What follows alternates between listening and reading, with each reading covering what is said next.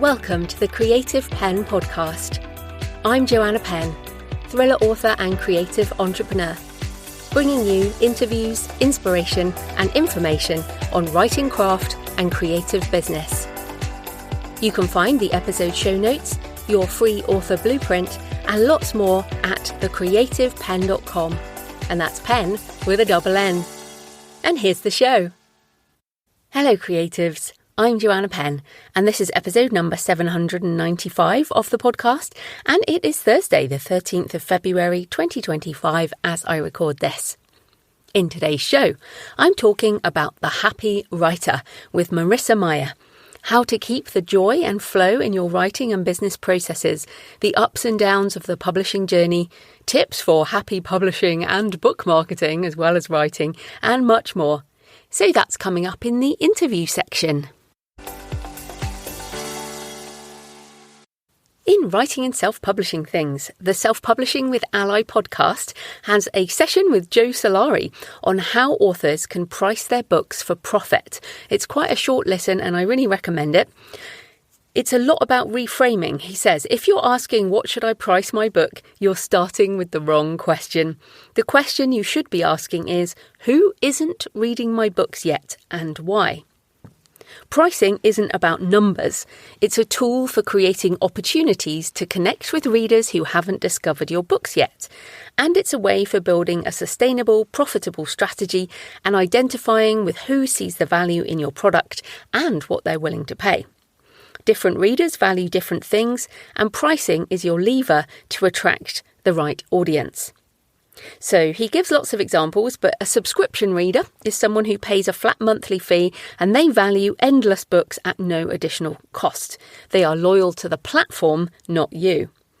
A collector, on the other hand, or a superfan also, may pay a premium for a signed special edition because they value exclusivity or ownership. So this is why, as a business, it's great to have more than one book and more than one format, because then you can just do different things. So you can have some ebooks in KU or Kobo Plus, which is a non-exclusive program, unlimited subscription, or audiobooks on Spotify for their subscription or Audible, as well as selling direct, as well as limited edition signed hardbacks with foil and sprayed edges and custom end papers, plus of course the usual paperbacks.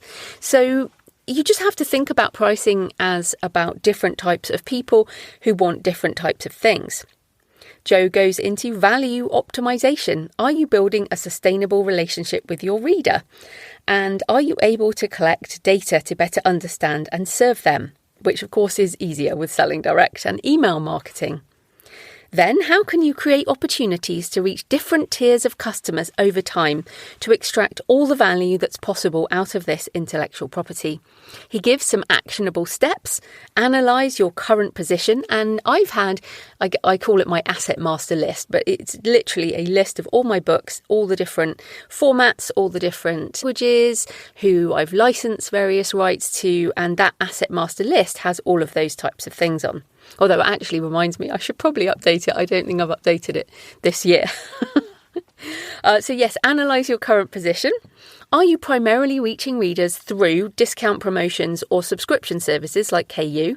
Are you looking to transition into something like direct sales? Or if you go through your whole position and you're like, okay, I'm really missing this segment, then have a think about how you can reach them.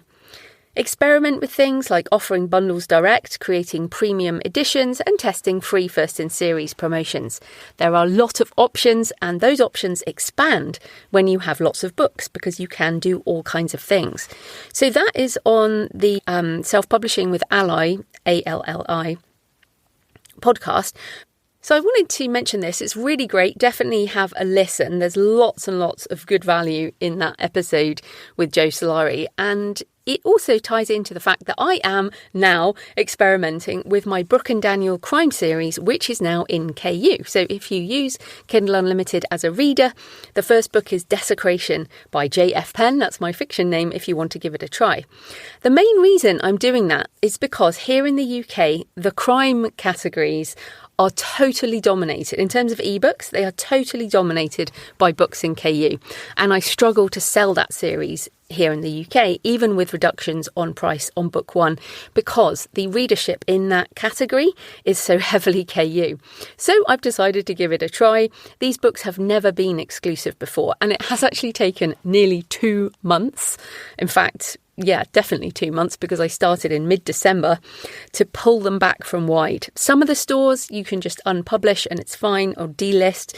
But when you've been wide for a long time, things end up on sites you're like, how on earth did it get there? Of course, you can't help piracy, but the stores where I could, I've had to raise tickets to remove them. And it's been quite a big deal. But now I'm going to give it a try. I'll see what I can do with free promotions every 90 days. I do want to write more books in that series, which is why I'm doing this. I want to see if I can get it moving again within KU. And another reason is that it is a crossover character. So the main character, well, one of the main characters, there's two, but the detective character and then the museum researcher character, Blake, from Desecration, is actually in Day of the Vikings, which is the one I'm writing the screenplay for, the adaptation. And in that, it's a crossover novella that I wrote to try and sort of get people to cross over between the series. But it's very interesting because action, adventure, thriller readers and crime readers, they sometimes cross over, but not hugely. So what's funny with this book is that let's say everything works out and it kind of takes off, then I want to be able to have more books in that series. But yes, in Day of the Vikings, Blake works alongside Morgan Sierra from my Arcane series as they try and stop the Valkyrie and her group of Neo-Vikings summoning Ragnarok, the end of days. So what is also interesting in terms of pricing is that the producer, who I had originally pitched Blood Vintage to, he read Blood Vintage, said it was good, but wasn't interested in it film-wise. But then at the end of Blood Vintage and all my books, there is a sign-up, get a free ebook at jfpenn.com/free, if you would also like it. And that free ebook is Day of the Vikings.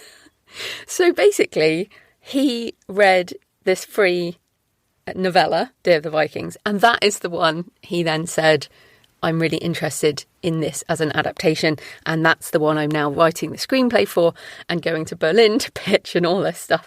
So who knows where these things go, right? They all serve different purposes in our ecosystem, and the more books you write, the more flexibility you have to change things up and do different things with your books. Of course, you need to have control over your intellectual property, so this is obviously much easier for independent authors to do. If you are traditionally published, then maybe just write something different, and as long as you haven't signed a contract that says you can't publish anything else under your name, then why not just publish a short story or a novella or a short non-fiction or something under your name that you can use to do things like price promotions, to have the freedom to change things and to do different promotions or offer an ebook for free on your email list. If you've signed a contract with a publisher, you can't do that. So you do have to be to own and control your IP in order to do some of this stuff. But I guess my point is, who knows where this will all go? But it's an example of having different options available so people can find and read your work easily across these different segments. And then, of course, if people do, let's say somebody borrows a book or gets that free book, right? Hopefully they'll go on at some point to spend some money on premium editions or leave reviews or all the other things that help us as authors. Also, I would add, both in thinking about how to reach different market segments with different products and pricing levels, think about how you want your business to be long term. So, for example, what is sustainable for you? So if you are only doing ebooks into KU, I think it's a hard business model because you do have to produce a lot regularly. Whereas, for example, you could have some of your ebooks in KU and then do a Kickstarter for signed special editions or something that brings you in more money occasionally. So a sustainable business for both what customers and readers want, but also for you. Which brings me on to an article on author burnout on the Self-Publishing Advice blog. It says, author burnout leaves writers unable to write, overwhelmed by deadlines and questioning whether they can keep going. The demands of writing, publishing and marketing, often managed alone, push creative professionals beyond their limits. Rather than a gradual build-up Burnout often comes after a major stressor that drains the last reserves of energy. Many authors don't see it coming until they're already struggling to function. The key is prevention and balance, treating publishing like a long-term career rather than an all-consuming pursuit. For those already experiencing burnout, recovery requires rest, support, and a shift in mindset. Becca Syme, an author coach specialising in sustainability and burnout prevention, compares burnout to an overdrawn energy bank account. Writers, she explains, spend energy pennies on everything they do.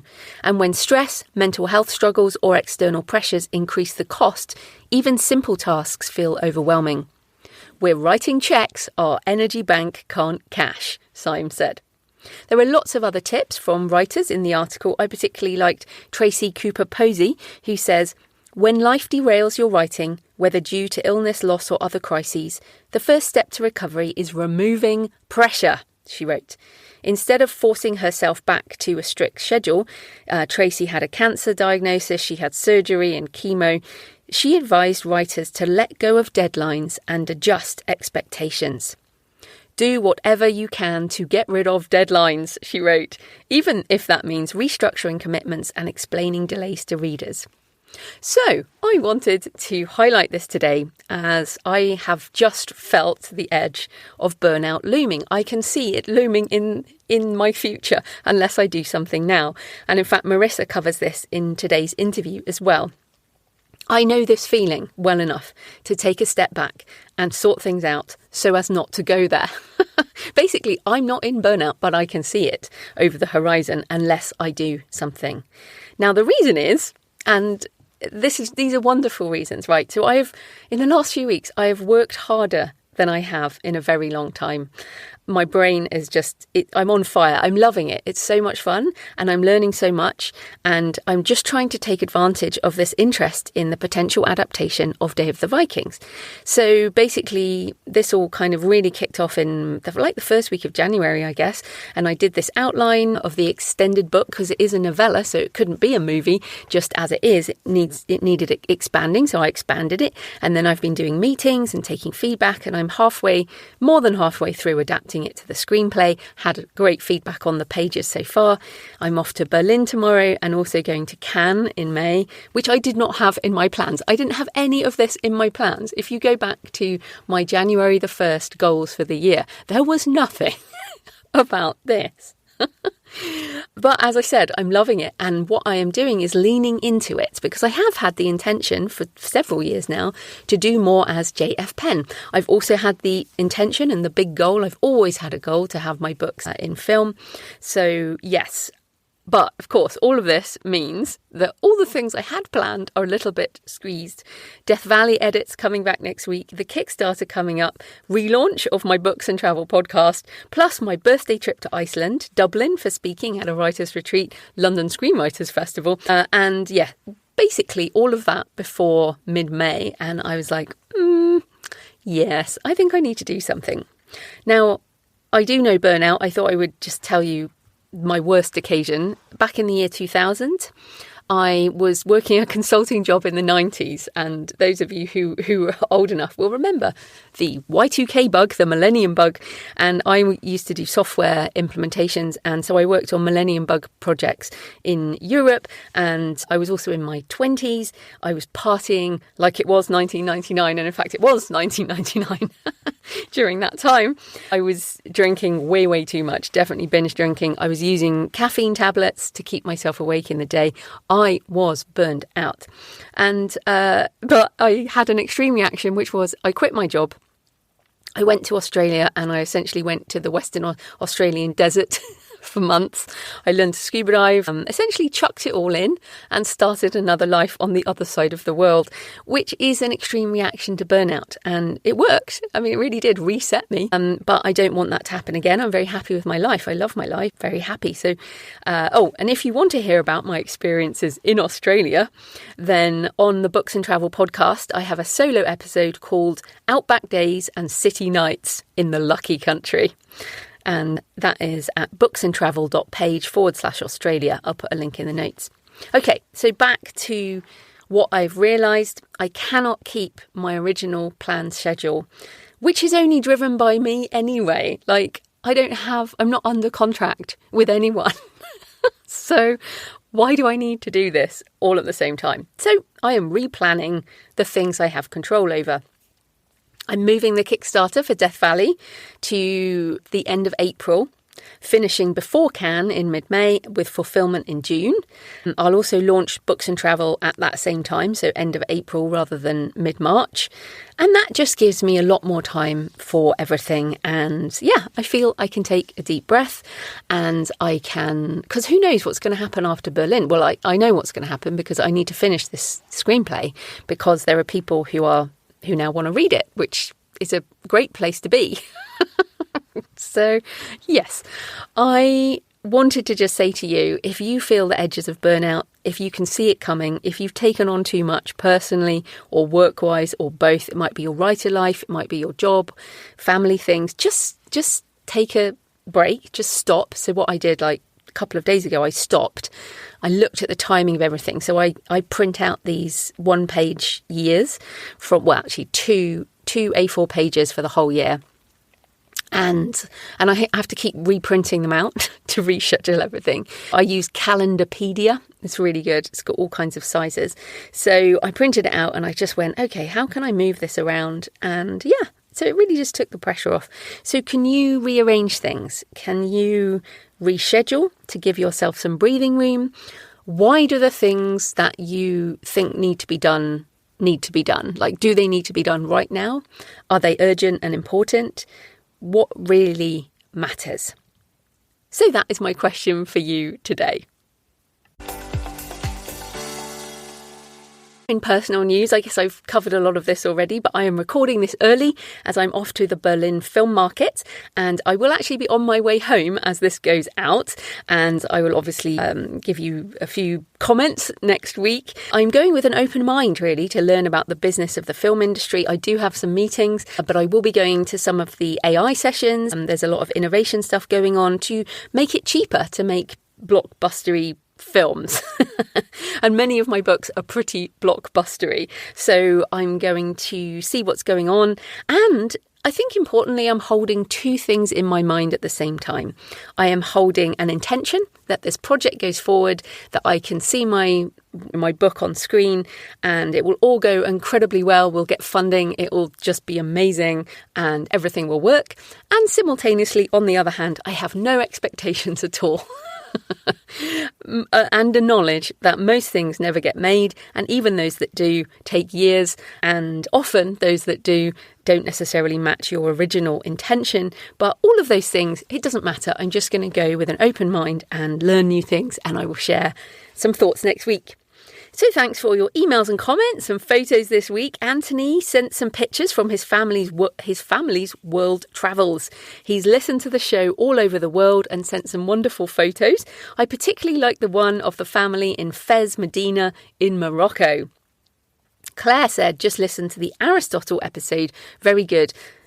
I've also been having a good think about Priestley's 7-11-4 rule. Good stuff. Yes, and I talked about that last week. Daniel Priestley, a fantastic interview there on the Diary of a CEO. So yes, thank you, Claire.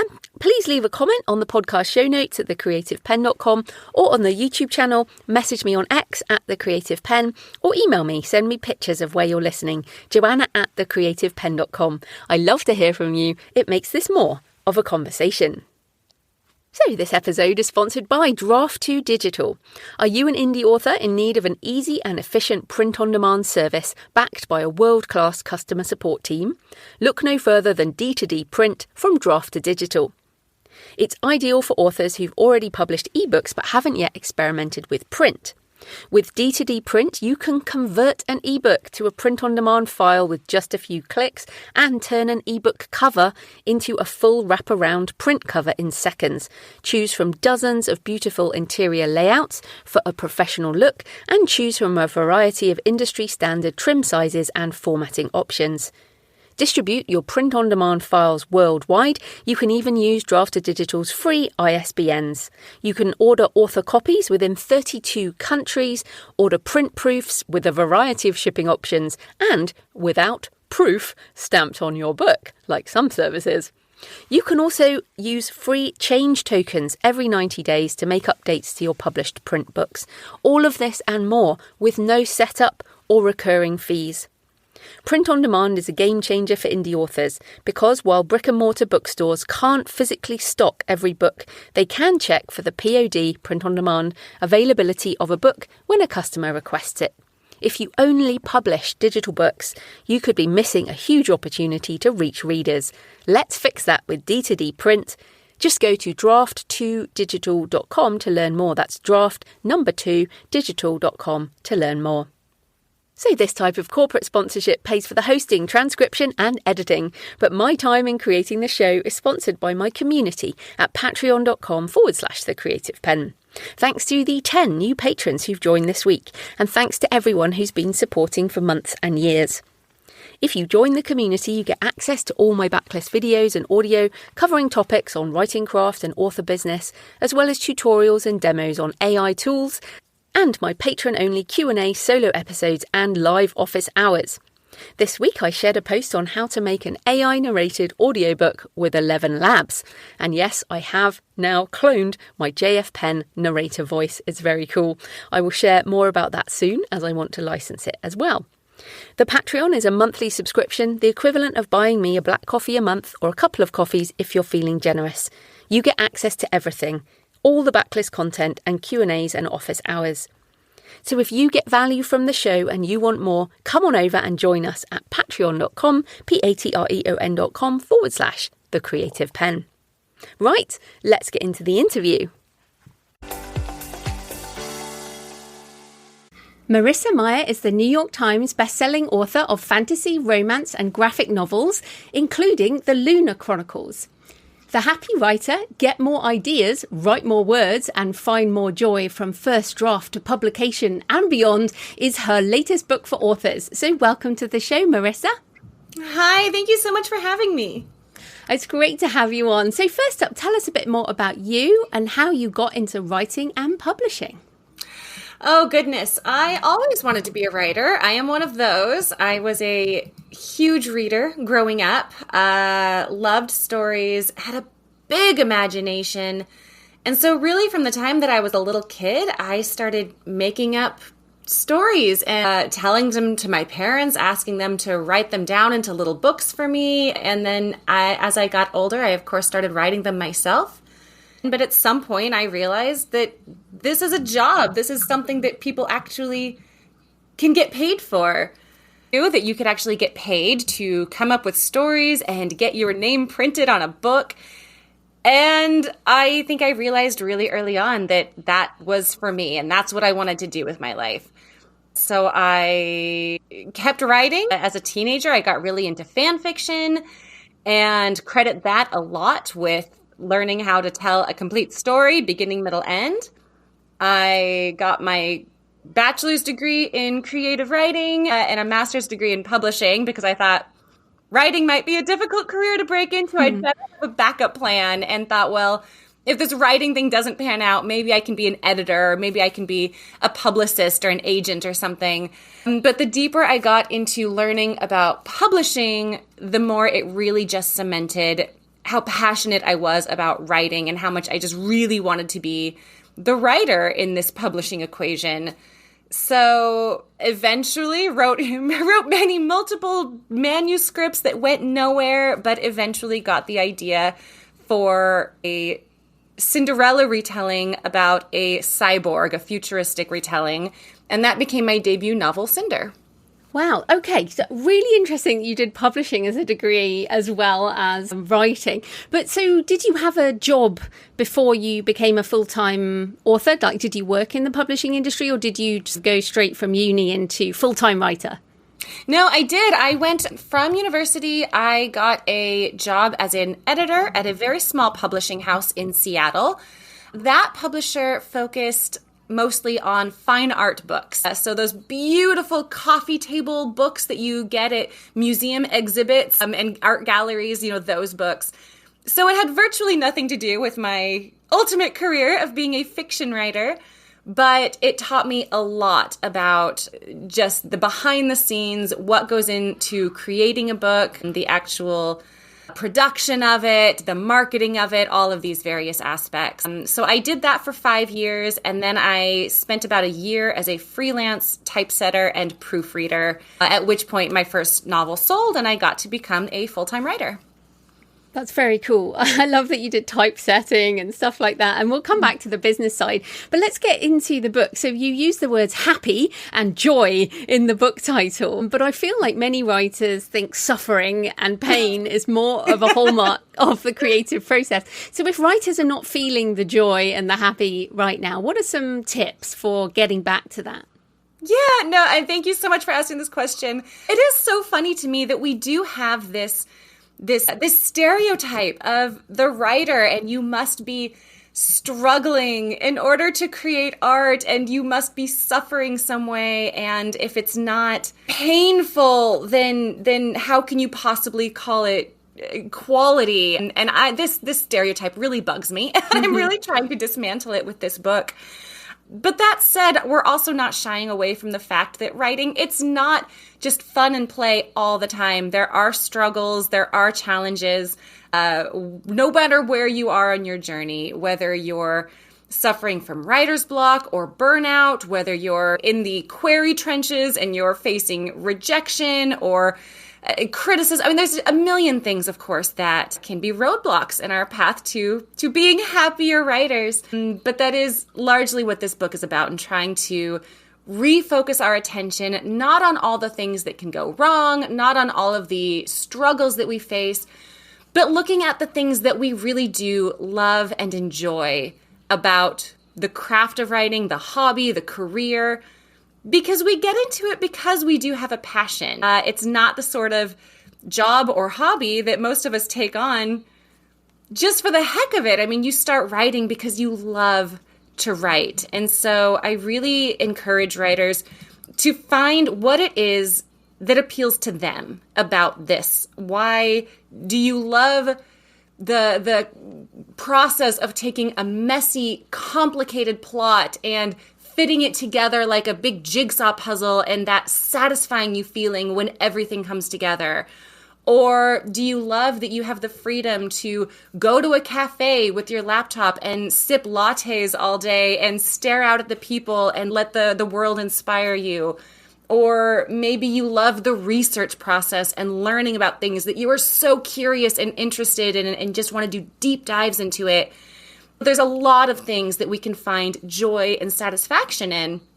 So that's going to be different for every writer, and that's going to be different based on where you are, both in the process of writing a particular book, but also where you are in your overall career.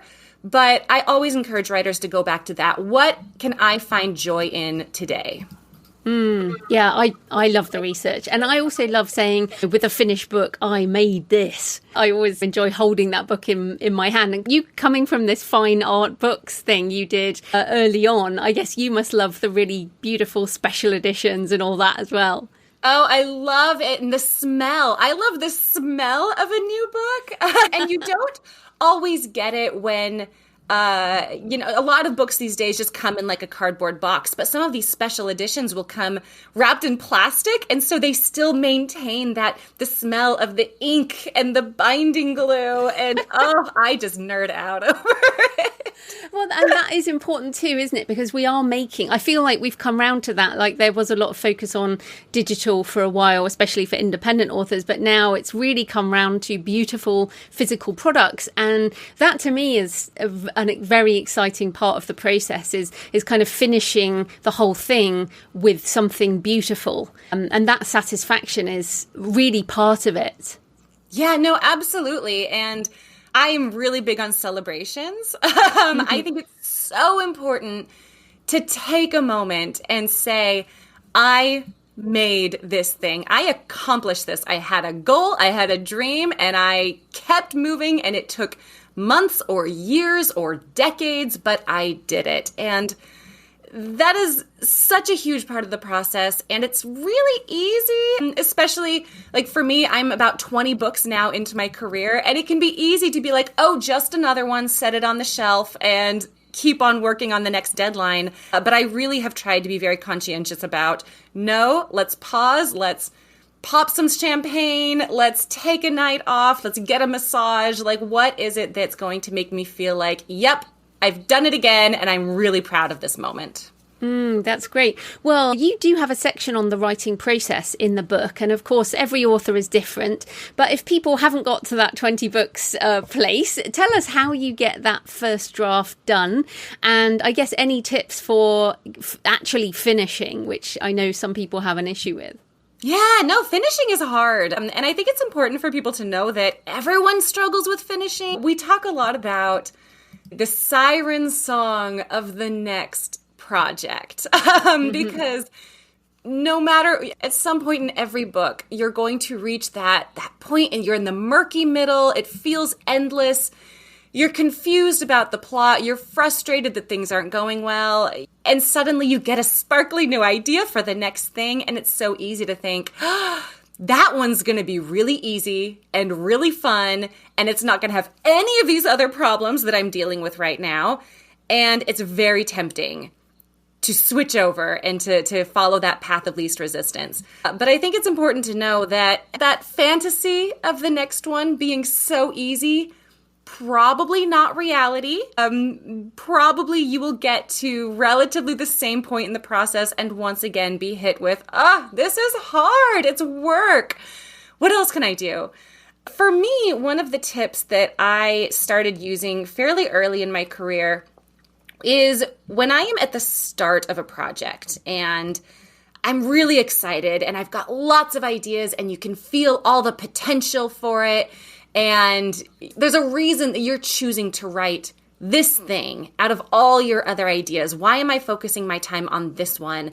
And I will write down either a list or I will write a little letter to myself detailing all of the things about this project that I cannot wait for. Maybe it's the romance that I'm really excited to write, or I just love the protagonist, or there's a really big twist in the plot that I can't wait to see how readers are going to react to. Whatever it is, I will write down everything that I really love about this idea.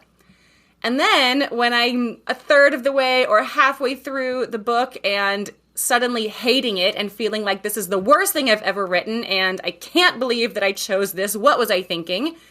I'll go back and I'll read that list and I will remind myself why I chose this one in the beginning and what do I love about it? What do I still love about it? And then I will take those ideas and I will try to incorporate them into the next scene or chapter or couple of chapters that I'm going to write. All right, I love the romance. Well, let's have a romantic scene. I think the villain is so cool. Well, let's have a scene where we really get to see how cool the villain is. Whatever it is, focus on that, and that will hopefully help you get over that bad period. And so do you write out of order? If you get to that point, you're like, I'm just going to write the climax scene because I know that will be fun, or do you write linearly? It really depends on the project. I have done both, and I think both processes work. Some books are more difficult than others. The books that I'm struggling with more than I will tend to jump around and go ahead to write a scene that I'm really excited about. But not always. Some books have very complicated plots that are very interwoven, and in those cases it can be less of a mental gymnastics challenge if you do write it linearly. So it really depends. I think for me, momentum and forward progress and consistency. Whatever you need to do to keep moving forward and keep on top of your goals, whether it's a word count goal or a chapter goal or whatever it is, anything you can do any day to keep moving forward is going to be helpful. And sometimes that moving forward might not be getting new words down, right? Because you also have a section about filling the creative well. And sometimes, especially when you've written as many books as we both have, it can be like, okay, do you know what I need? Some more input. So what are some ways that you fill your creative well? Yeah, no, absolutely. And that's such an important thing to note because like you say, sometimes getting words down is not the answer, especially if you're facing some amount of creative burnout or if you're just like really stuck in a plot and feel like things just aren't working, or maybe you've taken a wrong turn somewhere and you're not really sure how to fix it. Sometimes the best thing you can do is take a step back and do it intentionally. I think there's a distinction between saying, I have writer's block and I can't possibly write anything today, versus I am choosing not to write today because I recognize that I need a moment, I need some space to refill the well and kind of tap into that creative spark again. So for me, when I decide I'm going to take a day off, I mean, there's a myriad of things that I might choose to do with that time. I think getting outside, going for walks, or if you can go to a park or go on a hike somewhere, if you can go swimming, like anything like that tends to, for me, really generate some new ideas.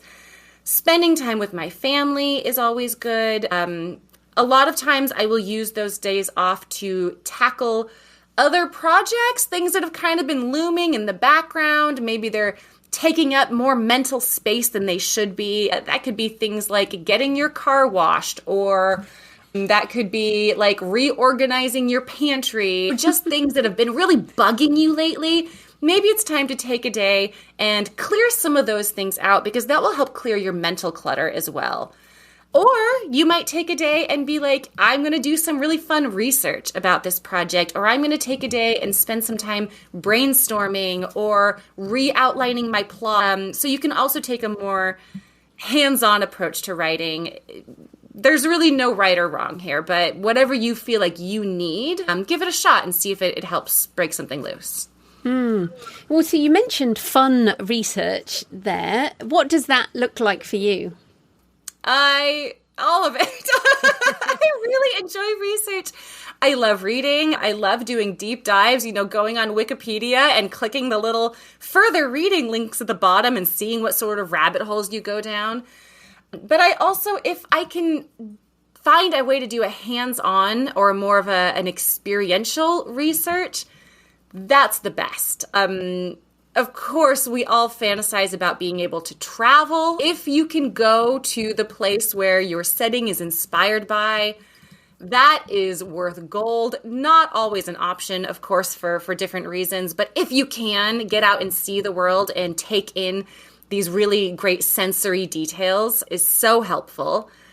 But it could be talking to an expert on something about your story, something about your protagonist or your plot, because they're going to have just the best insights, and they're going to clue you into things that you never would have even known to look up, to research. I mean, I've crawled under cars to see how they work, because I don't know anything about cars, but I had a mechanic character, so okay, I better learn something about cars. I love cooking. If there's a dish that a character has to cook or bake or is served, I'll find a recipe and give it a try myself. Just little things like that to just kind of give you that hands-on experience. I think it adds a lot to the authenticity as you're writing. And also makes it more of a fun process. And it's more fun. Why not? We're all about trying to make it more fun. Yeah, exactly. Well, then coming to writing series, because it feels like obviously we need tropes in the books. And if we're writing different books in a series, we need to make sure the characters are consistent and all that. So how do you keep coming up with new ideas for series? I feel like a lot of people now are sort of, okay, is it the same thing? How, what stays the same in a series book and what changes, and how do you get ideas for that? Yeah, that's a good question. And it's going to depend on if your series follows one main protagonist versus if it's more like a loosely connected series with maybe different protagonists or different love interests in each book. Generally, I think it's more common that you've got the solo protagonist who has a complete character arc. And so when I'm thinking of the entire series as a whole and trying to step back and see kind of a big picture, I will give a lot of thought to the protagonist's arc. Where do they start? Page 1, book 1, and where am I hoping they're going to end up? And within that, depending on how many books you have in your series, there's probably going to be some reversals. There might be book 1, your protagonist might end on a really high note. Book 2, it might be the opposite. They may be way down at the bottom now. Something terrible has happened that they have to claw their way out of. Or they learn something about themselves in book 1 But then book 2, you flip it on its head and say, they thought this thing, but surprise, actually it's a negative in some way. Playing around with these different moments as the character is changing, developing, learning about secrets, exploring their world. Generally speaking, we tend to think of character arcs as being upward, but I think it's helpful to think of it more as a roller coaster. There should be dips. There should be lots of places where things are going wrong. So that's one thing that I'm thinking about as I'm putting together a series. And then I'm also thinking about my antagonist and my conflicts. And I have often likened it to like old video games where every level ends with a boss, but then the very end of the game has the big boss that you're really trying to defeat. So the first boss, you have barely enough skills to defeat that first boss. And maybe it takes a few tries to beat that first level, but you do it. Oh, but now you have to do the second level, and that next boss is going to be even harder. But as you go, you're getting better. Your characters are picking up new skills, new weapons, new allies. And so at the end of every book, we have a conflict, a climax, something that we have to face, and everyone is going to be a step up, a little more difficult than the last one, and so that we know by the time our character is finally ready to face that big conflict, the big struggle, the antagonist, villain, whatever it is you have at the end of the series, that you have given them the skills that they need to actually defeat them. Yeah, some great advice there. So let's come into more of the business side, because you do have this section on the to-do list, and I love this because the to-do list is never ending. And for indie authors with publishing and as well as marketing and writing and everything. So how do authors say no and reduce that to-do list in order to stop being so overwhelmed? Oh my gosh, it is hard. And I will admit, this is something that I personally have really struggled with. I'm a yes person. I like to say yes. I like to please people. I like to feel like I am doing everything within my power to make a book a success, to further my career. So I get it. I absolutely get how difficult it is to recognize when we need a little space, or when we need some downtime, or when we need to take a step back.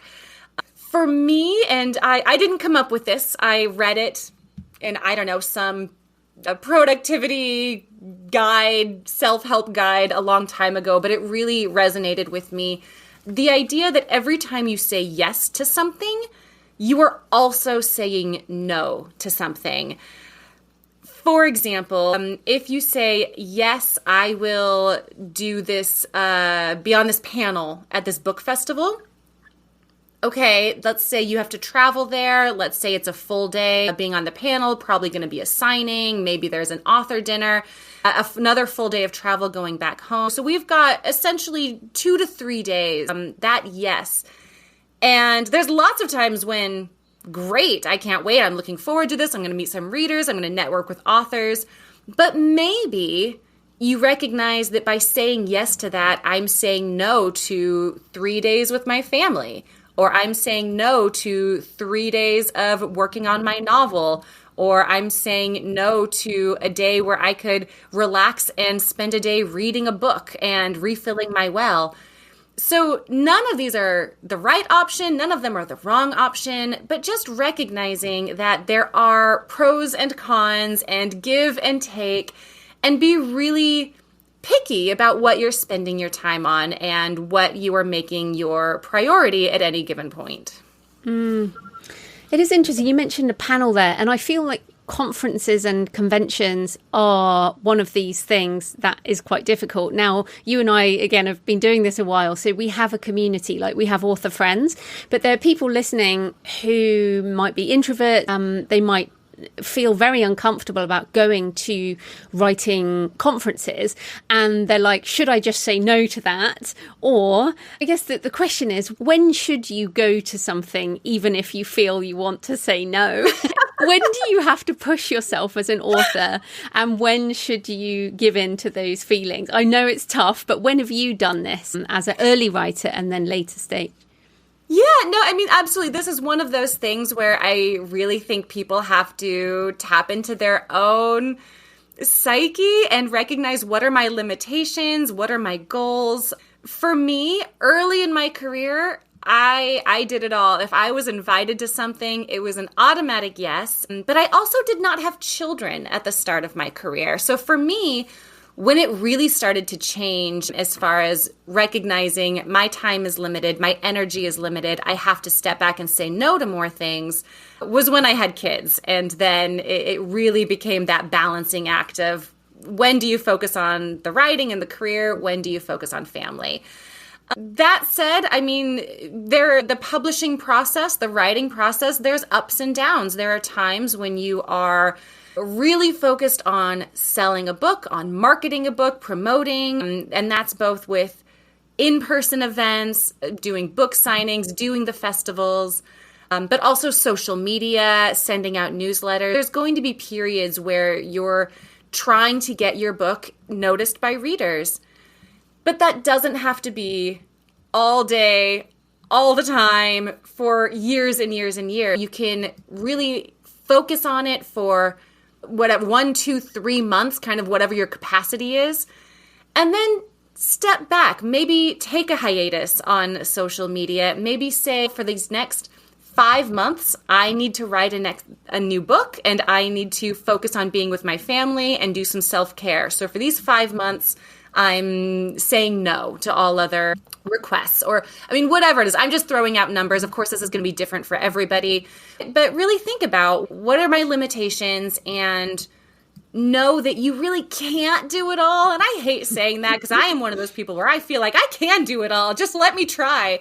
But you really can't. You have to make choices sometimes, and recognize that if you're trying to do it all for too long, then that's a recipe for burnout. And that's the last thing we want. The last thing we want is to get to a point in our career where we dread the writing, or we dread the travel, or we dread the book events. So whenever you start to feel like it's too much, listen to that. Give yourself some space. Realize that the world is not going to fall apart if you take a little bit of time off.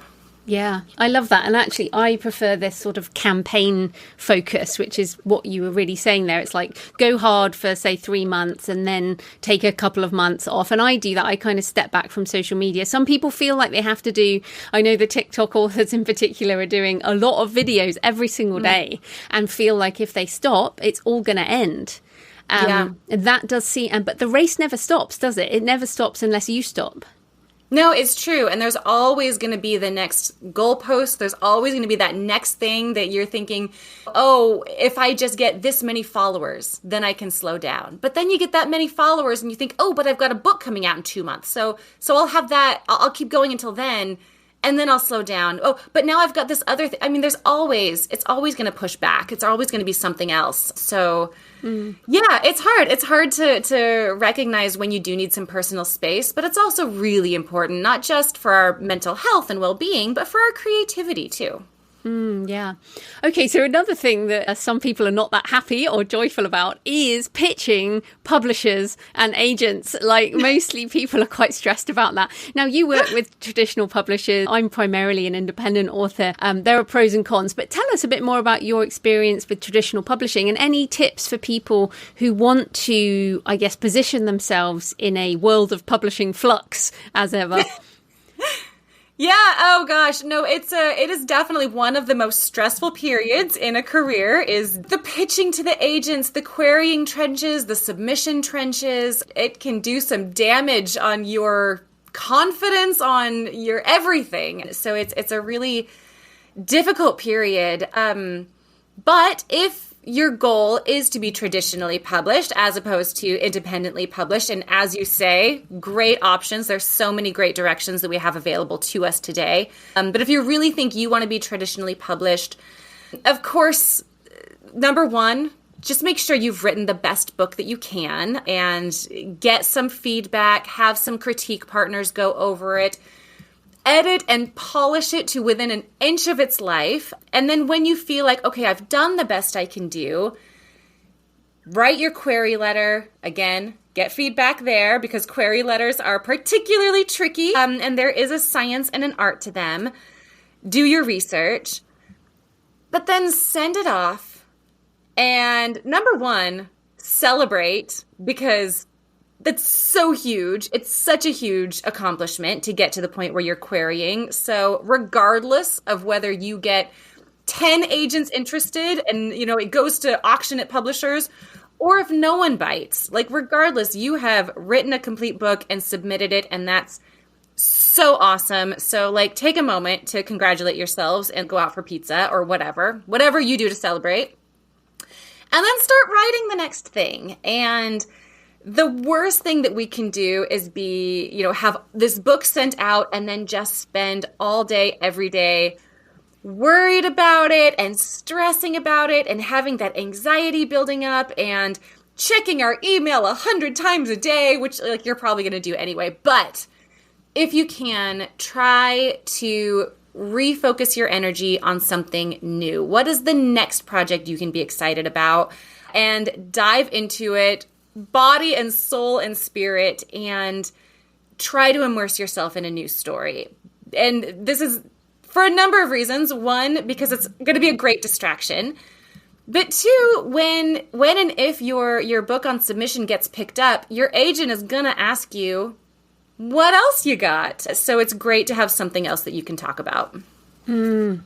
And then what I do like in your book, I like lots of things, but you do also talk about what might happen if you break up with an agent or lose an agent or an editor or a publicist. And I like that you covered this, because so many people think, oh, if I get an agent or a publisher, that's it forever. And my whole life is amazing and I'm rich and famous and everything will work out. So why might some of these things happen over a career, and what's the kind of attitude you need to survive it all? Yeah, no, and this was one of the big surprises for me as I started to expand my group, my network of writers, how common it is to break up with an agent or to switch publishers, publishing houses, to switch editors.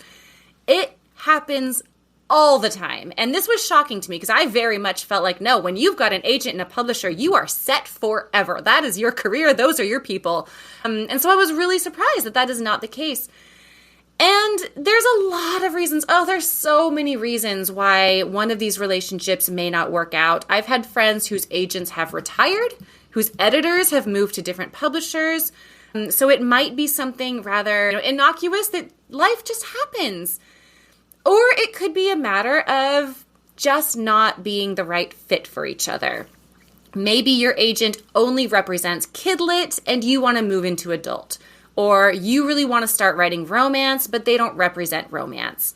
It could be a matter of my agents not communicating with me. Or I feel like they're no longer focused on me and my career. I feel like I'm not getting the attention that I really need and want out of an agent.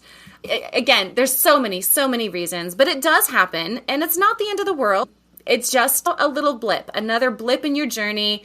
And by and large, the friends I have who have left an agent or whose agent has left their career or whatever, then when they find someone new, more often than not, they end up feeling like, this was the right thing. I really took my time. I found someone new who is a great fit for me, who is excited about my career and my upcoming projects, and who is really working it and making things happen and making book deals happen. So I know it's really hard in that moment because you can feel like I worked so hard to get this agent. Why would I ever leave them and go back to querying? But really try to take a big picture look and think, well, I might be going through a bad spot now, but what is the potential payoff in the end? What do I stand to succeed and to gain in doing this? So it's a tough decision. It's not a fun part of the career, but it is a reality for a lot of us. Yeah, and if you want a long-term career, you're the one who is in charge. So you just make some more choices and carry on, right? We don't let that end our careers. Absolutely. No, and you're always going to be your best advocate. And we think of our agents as our advocates. We think of our editors as our advocates, and they absolutely are. But ultimately, no one is paying as much attention to your career as you are. So we really have to speak up for ourselves first and foremost. And then we're almost out of time, but I have to ask you about book marketing, because it is a part of every author's life. And again, something where happiness and joy might not be such a big part. So how can we make marketing like more fun? And what do you enjoy most about book marketing? Oh my gosh, if you figure it out, you let me know. Well, I like podcasting, so there you go. Yes, no, I also really enjoyed podcasting, although I did just retire my podcast because, again, too many things, too many spinning plates, and you have to make some tough choices sometimes. For me, find the things that you do enjoy. I learned early on, I don't like Facebook and I don't like Twitter/X. It was difficult pulling back from those because I had a fair amount of followers. But when I did, it was like, oh, that was clearly the right decision. I wish I'd done that a long time ago. And then it allows me to focus my energy and my attention on Instagram, which is the platform that I just naturally gravitate toward best. I just enjoy it the most. So pick and choose the things that you do get some enjoyment out of, and then set boundaries around it. We were talking about the TikTokers who feel like they have to make multiple videos every day.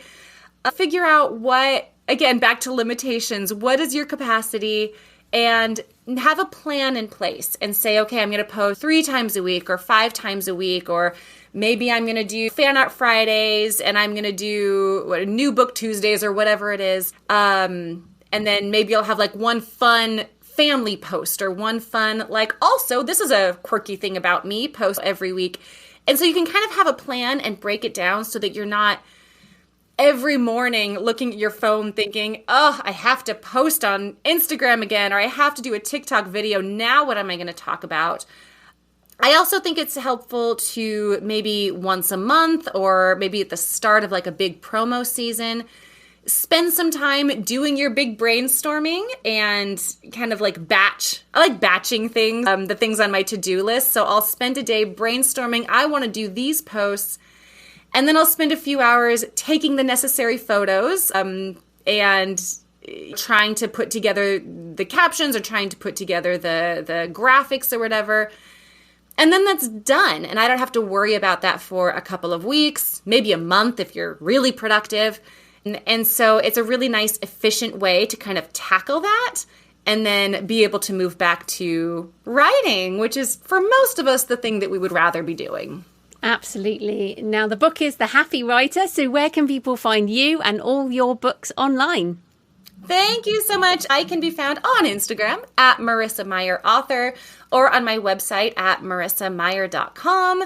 And books are available pretty much wherever you like to get your books. Brilliant. Well, thanks so much for your time, Marissa. That was great. My pleasure. Thanks so much for having me. So I hope you found this episode interesting and that Marissa inspired you to find more joy in your writing process and your author business. And that if you're feeling overwhelmed, you consider reorganizing things, saying no more, and focusing on what really matters.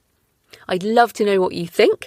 Please leave a comment on the podcast show notes at thecreativepenn.com or on the YouTube channel, comment on X at thecreativepenn, or email me, Joanna at thecreativepenn.com, and send me pictures of where you're listening or your favourite cemetery or churchyard. Next week, I'm talking about Kickstarter for authors with Oriana Leckert, who is the Director of Publishing and Comics Outreach at Kickstarter, so she knows what she's talking about. In the meantime, happy writing, and I'll see you next time. Thanks for listening today. I hope you found it helpful. You can find the backlist episodes and show notes at thecreativepenn.com/podcast. And you can get your free author blueprint at thecreativepenn.com/blueprint. If you'd like to connect, you can find me on Facebook and X at The Creative Penn, or on Instagram and Facebook at JFPennAuthor. Happy writing, and I'll see you next time.